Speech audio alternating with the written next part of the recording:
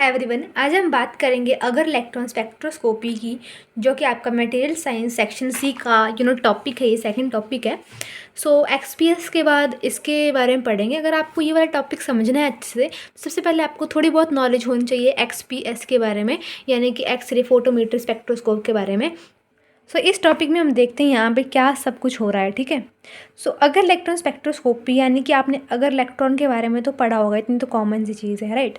सो अगर electron spectroscopy को मतलब लिखेंगे कि ये मतलब इसकी फुल फॉर्म क्या है। अगर इलेक्ट्रॉन स्पेक्ट्रोस्कोपी होती है, फिर ये क्या होती है, जैसे हमने पढ़ा था पीछे कि एक्सपीएस एक सरफेस एनालिसिस टेक्निक है। सिमिलरली ये है सरफेस सेंसिटिव टेक्निक। ठीक है। इसको हमने डेवलप क्यों किया था, AES को डेवलप करने की ज़रूरत क्यों पड़ गई थी। इसको ज़रूरत इसलिए पड़ी थी, जो मेरे पास इलेक्ट्रॉन जो था वो किसी एलिमेंट पे एक्सरे पड़ रही थी, और जो इलेक्ट्रॉन वहाँ बाहर निकल रहा था, तो उस बाहर जो इलेक्ट्रॉन जिस मटेरियल से या जिस भी एलिमेंट से इजेक्ट हो रहा था, तो उस इजेक्टेड इलेक्ट्रॉन को हम पकड़ लेंगे और उसको हम एनालाइज करेंगे। फिर हम देख लेंगे कि वो इजेक्टेड इलेक्ट्रॉन जो है वो कौन से, यानी कि कौन से एलिमेंट से निकल के आया है। अगर तुम एग्जांपल ले लेते हो, मान लो तुम्हारे पास हमने ले लिया aluminium foil, right. So aluminium foil में मैंने जब एक्सरे डाली तो हमारे पास इलेक्ट्रॉन की इजेक्शन हुई, तो वो जो इलेक्ट्रॉन है हम उसको पकड़ लेंगे, उसको देख के हम एनालाइज करेंगे कि ये वाला इलेक्ट्रॉन था वो किस तरह के एलिमेंट से बाहर निकला था, उस एलिमेंट का स्ट्रक्चर भी किस तरह से था, तो वो AES हमें पता करके बता देता है। तो वही सारी चीज़ थी ये। और अगर ऐसे बेसिक नॉलेज तुमको अगर इफेक्ट का मैं दूँ, तो अगर इफेक्ट में बेसिकली हम क्या देखते हैं कि हमारे पास होता है ये हमारे पास न्यूक्लियस है, राइट। ये इसका पहले वाला शेल है K शेल, फिर आता है L शेल, फिर आता है M शेल, है ना। इस तरह से होता है, पहले K फिर L फिर M करके होता है हमारे पास। सो यहाँ पे हमारे पास 2 इलेक्ट्रॉन्स होते हैं। यहाँ पे 1 2 3 तीन तीन लेके चल लो, ठीक है, 4, ठीक है, 2 4 8। तो यहाँ पे हमने जब हमारे पास एक्सरे जो है वो एक इलेक्ट्रॉन से टकराई, जब एक्सरेज इस इलेक्ट्रॉन के साथ टकराए तो इलेक्ट्रॉन की इजेक्शन होगी, राइट। इलेक्ट्रॉन तुम्हारे पास बाहर निकल गया, ठीक है। तो यहाँ पे हमारे पास वेकेंट स्पेस बन जाएगा। सॉरी, यहाँ पर टकरा रही है, ये जो K शेल है ना, इनर शेल, यहाँ पे टकरा है, यहाँ से हमारे पास इलेक्ट्रॉन निकला, तो ये खाली बन गया। ठीक है। आपको अच्छे से समझाते एक अलग कॉपी में साफ से लिख के, या इसी में बता देती हूँ मैं थोड़ा सा। जैसे मेरे पास ये रहा, ये न्यूक्लियस है, ये K शेल के 2 इलेक्ट्रॉन्स होंगे आपके पास, K एंड L शेल के यहाँ पे लेंगे 1 2 3 4 K L ऐसे, और एक ये K शेल है, ये L शेल है, ये M शेल है। जब आपके पास एक्सरे जो है, अब आपको पता है, आप सबसे पहले जब कभी भी आप AES के बारे में कहानी लिखना शुरू करोगे, तो सबसे पहले आप इसको क्या बताओगे, इसकी फुल फॉर्म क्या है। फिर आप लोग इसमें बताओगे कि AES की फुल फॉर्म के बाद कि ये कौन सी टेक्निक है, ये विच टेक्निक। फिर आप तीसरा आप बताओगे, सबको वो बता दिया आपने, और ये करता क्या है, और इसका मतलब काम क्या है, वर्किंग क्या है इसकी। पहले वो चीज़ बताओगे कि हाँ, ये किसी भी इजेक्टर इलेक्ट्रॉन के सरफेस को बता देते हैं कौन सा सरफेस था उस इलेक्ट्रॉन का, मतलब किस तरह का एलिमेंट था वो, जो मटेरियल था आपके पास जिसमें से इलेक्ट्रॉन हमारे पास निकला, तो वो इजेक्टर इलेक्ट्रॉन इसकी इन्फॉर्मेशन हमें दे देता है। तो जब हमारे पास एक्सरेज जो है, अब एक्सरे का काम क्या होता है, हम बोलेंगे एक्सरेज जो होती हैं वो हाई एनर्जेटिक रेज होती हैं, जिसमें फोटोन्स होते हैं। वो फोटोन जो होगी वो, अब देखो आप, हमें पता है कि एक्सरे जो है वो पेनिट्रेट कर जाती है किसी भी चीज़ को, आर पार हो जाती है हमसे, मतलब एक्सरे बहुत स्ट्रॉन्ग रेज होती हैं, राइट। तो जब एक्सरे जो होगी इस एटम के ऊपर पड़ेगी, तो उसको पेनिट्रेट करके इनर वाले शेल तक पहुँच जाएगी, इतना पेनिट्रेट कर जाएगी कि इनर वाला शेल जो है ना, ये यहाँ तक हमारी एक्सरेज पहुँच जाएंगी, और इस इनर शेल के इलेक्ट्रॉन को इजेक्ट करके बाहर निकल जाएगी। ठीक है। इस इनर शेल के इलेक्ट्रॉन को इजेक्ट करके बाहर निकल जाएगी, और यहाँ पे हमारे पास क्या बन जाएगा, फिर मेरे को यहाँ पे मिल जाएगा वेकेंट स्पेस। जब यहाँ पे एक्सरे इस पे पड़ी, वेकेंट स्पेस बना, और साथ में यहाँ पे इलेक्ट्रॉन भी निकला, प्लस हमारी एनर्जी भी यहाँ पे रिलीज, RELEAS, रिलीज, एनर्जी भी रिलीज हुई। ठीक है। उसके बाद हमारे पास ये K शेल का तो वेकेंट हो गया एक, ठीक है। तो हमारे पास यहाँ पे ये जो L शेल है ना, हमारे पास L का कोई इलेक्ट्रॉन आ गया, L में से ये वाला इलेक्ट्रॉन बर्थ यहाँ पे चला गया, कि हाँ भाई तू मेरा ले ले, कोई बात नहीं, अगर तू खाली होगी तो रोने की बात नहीं है, तू आ जा, तू ले ले। तो इसने इसकी वेकेंट स्टेट भर दी, ठीक है। फिर यहाँ पे हमारा जो शेल है वो फिर से ऐसा हो जाएगा, और जो वेकेंट स्टेट हुआ ये वाला जो खाली हो जाएगा, तब भी हमारे पास एनर्जी रिलीज होगी, एनर्जी रिलीज होगी, ठीक है। और यहाँ पे इस तरह से 3 रह गए हमारे पास, ठीक है। जब यहाँ से इलेक्ट्रॉन उछल के इधर को चला गया, भर गया, ठीक है। तो ये सब चीज़ें पता कौन देख रहा था, ये अगर इलेक्ट्रॉन सब चीज़ें देख रहा था। तो यहाँ से अगर इलेक्ट्रॉन आएगा, और अगर इलेक्ट्रॉन इसी ये के था, ये एल शेल से कोई साथ वाला इलेक्ट्रॉन जो बचेगा वो अगर होगा। अगर इलेक्ट्रॉन सारी एनर्जी जो एनर्जी को लेके भाग जाएगा, यानी कि एक एनर्जी तो यहाँ पर रिलीज हुई, इस एनर्जी को पकड़ के भाग जाएगा, और जब यहाँ से यहाँ को जब हमारे पास इलेक्ट्रॉन इस वैकेंसी को फिल करने के लिए आया, तभी वो वाली एनर्जी जब उसमें जो एनर्जी रिलीज हुई उस एनर्जी को लेकर इलेक्ट्रॉन भाग जाएगा, उसको हम अगर इलेक्ट्रॉन बोलते हैं, और सारा अगर इफेक्ट होता है, ठीक है।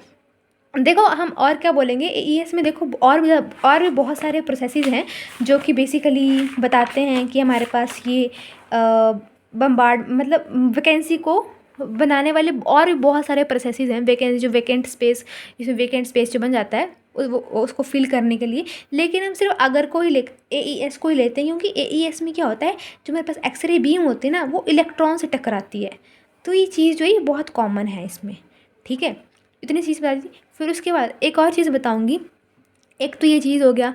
अगर मैं और बताऊं मैं आपको, अगर प्रोसेस को और एक और नई डेफिनेशन से बताऊं, तो वो होगा कि the process of N excited ion का ऐसा प्रोसेस जो कि एक्साइटेड में क्या होगा, एक्साइटेड आयन जो होगा वो डीके हो जाएगा 2 चार्ज पार्टिकल्स में। ये 2 चार्ज आयन में हमारे पास एक्साइटेड आयन डीके कर जाएगा बाय इजेक्शन ऑफ इलेक्ट्रॉन, उसको बोलेंगे अगर प्रोसेस।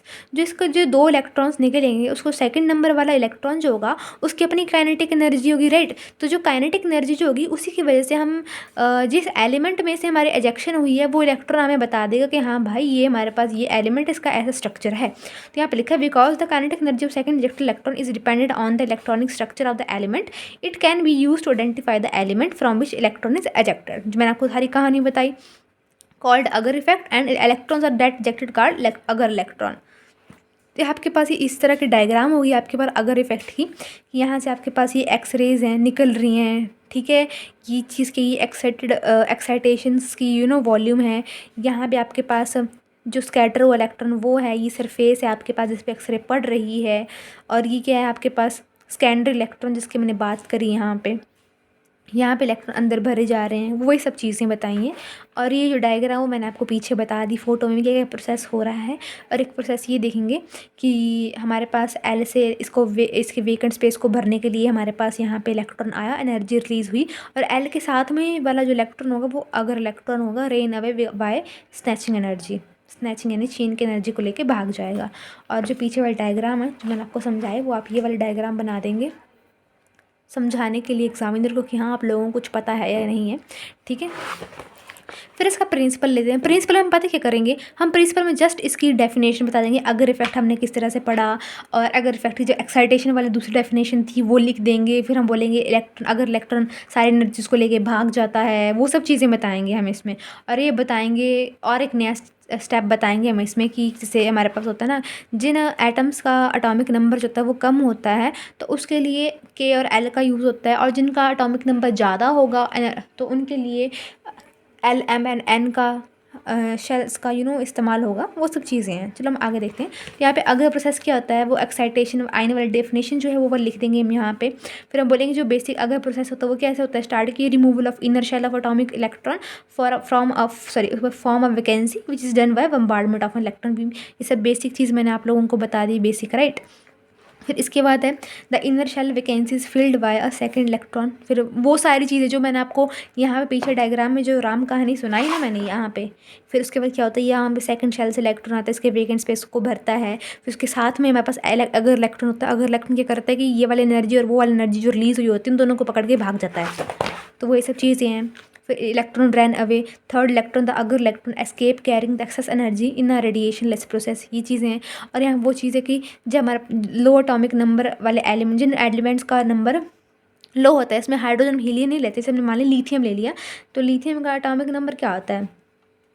3 होता है। तो जिनका मतलब जो लो एटॉमिक नंबर वाले एलिमेंट जो होते हैं, उनका जो शेल बनते हैं के और एल ही रहते हैं, राइट। के और एल शेल नहीं होंगे इनके। और जो हायर एटॉमिक नंबर होंगे, जैसे हमने ले लिया 20 ले लिया, जैसे सोच लिया हमने आयरन ले लिया 26, सो उनके लिए जो के एल एम एन ऐसी ऐसी सेल्स वो ऑर्बिटल्स होंगे इनके लिए, K orbital L orbit sorry L and M and N orbitals होंगे इनकी ट्रांजिशंस के लिए। ट्रांजिशन का वर्ड क्यों यूज़ करा है? एक स्टेट से दूसरी स्टेट के ऊपर जाना, उसको होते हैं ट्रांजिशंस, राइट। सो ये कि हायर एटॉमिक नंबर एलिमेंट जो है वो L M and M N transitions होंगी। ये डबल बार लिख दी इन्होंने ऐसे, ठीक है। के एल एल ट्रांजिशंस होंगी, एल एम एम ट्रांजिशंस होंगी, एम एन एन ट्रांजिशंस होंगी, इस तरह से। और जो काइनेटिक एनर्जी हम देखेंगे हम अगर इलेक्ट्रॉन की, उसको हम कैसे एक्सप्रेस करते हैं? उसको हम एक्सप्रेस करते हैं कि E kinetic is equals to E of A minus E of V minus E of C minus U V of C. ये ई ऑफ ए और ई ऑफ बी, ये दोनों टर्म क्या है? ये दोनों टर्म है जब हमारे पास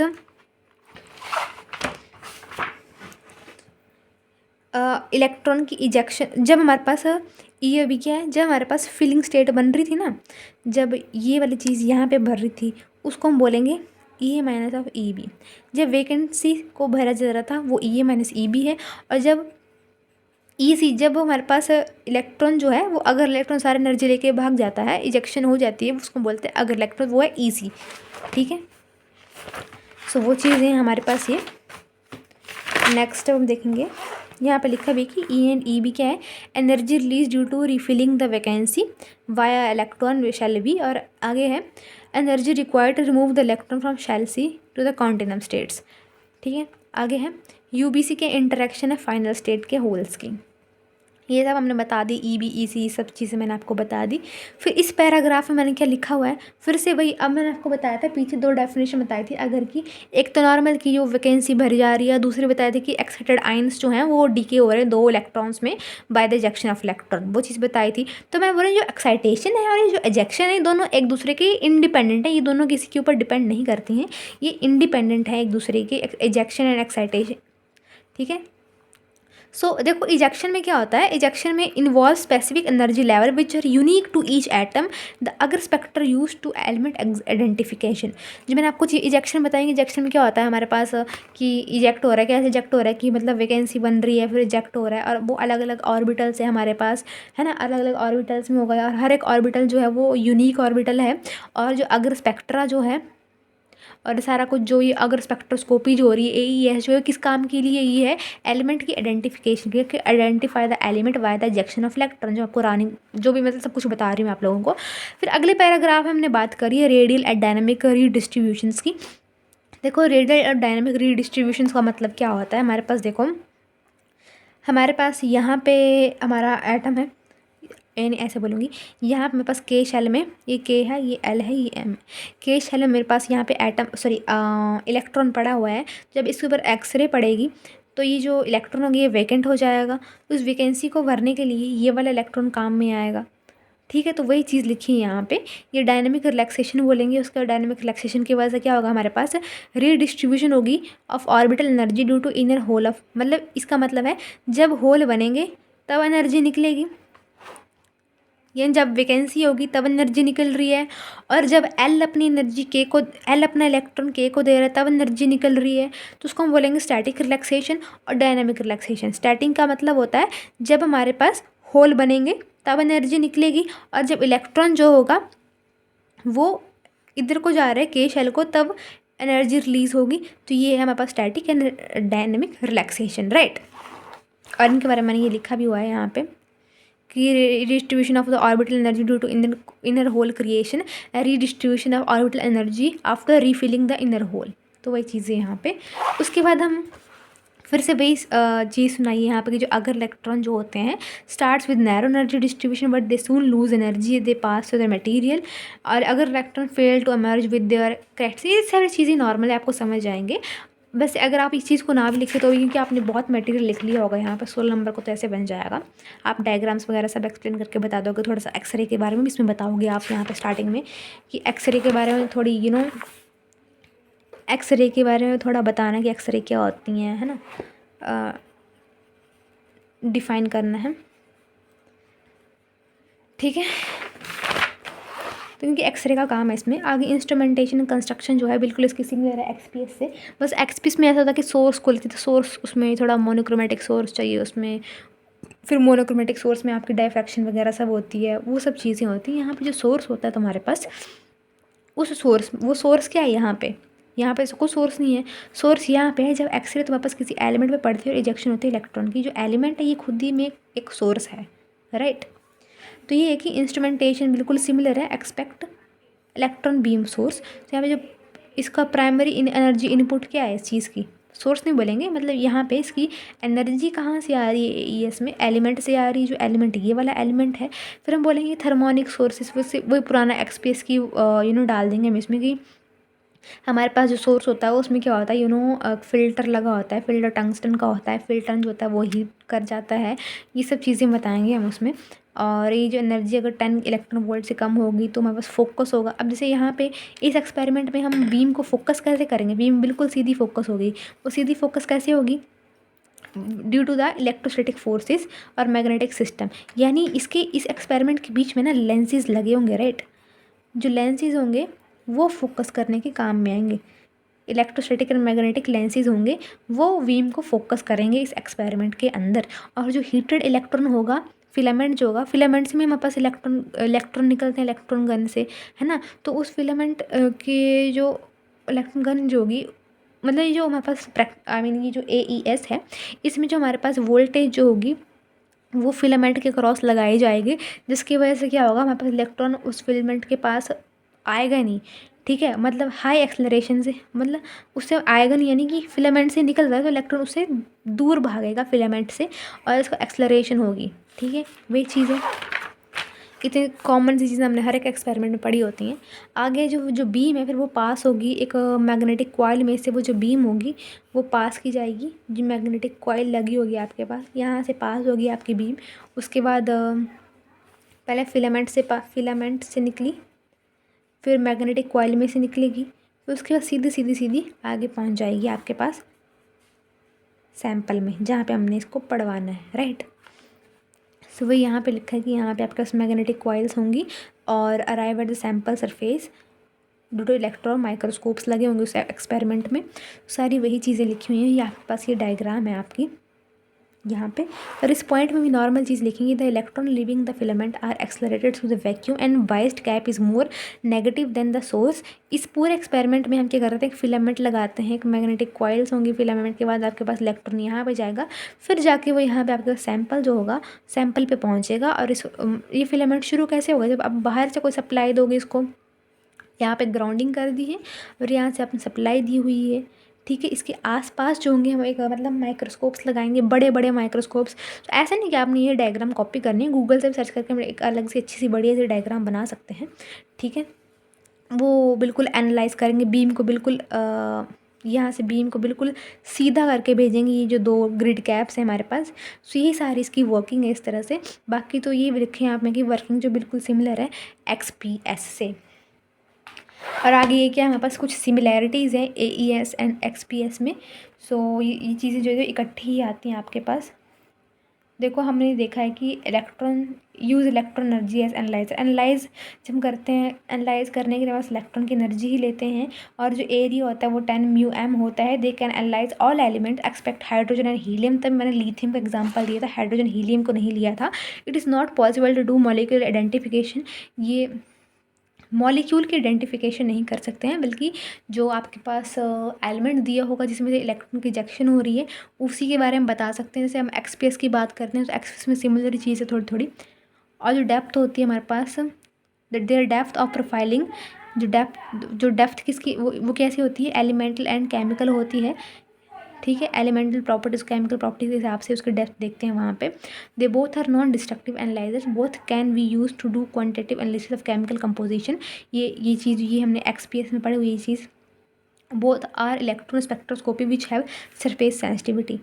तो ये भी सरफेस सेंसिटिव है एईएस, दूसरे वाला एनालाइज करते, दोनों अलग अलग टेक्निक से इकट्ठे करके यहाँ पे लिख दिए।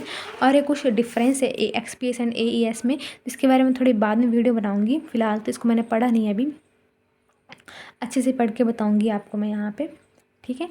सो this is all about this video. So अगर आपको ये देखना है डिफरेंस तो आप ऐसे देख लो, फिर से अच्छे से वीडियो बनाऊँगी, difference between this and XPS and AES, ठीक है। So thank you so much.